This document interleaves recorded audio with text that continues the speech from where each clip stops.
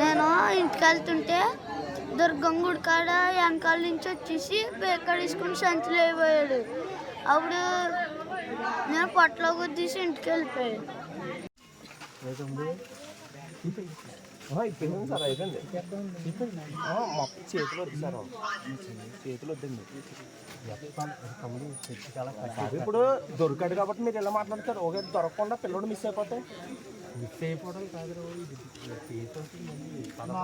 అంటే కేసు అవుతుంది. కడతాం, కేసు అవుతుంది. మా పేరు రఘు అండి, నా పేరండి. మా అబ్బాయి అండి పిల్ల సంచి తీసుకున్నాడంట. కాదండి గురుగారు, నేను కాదంటే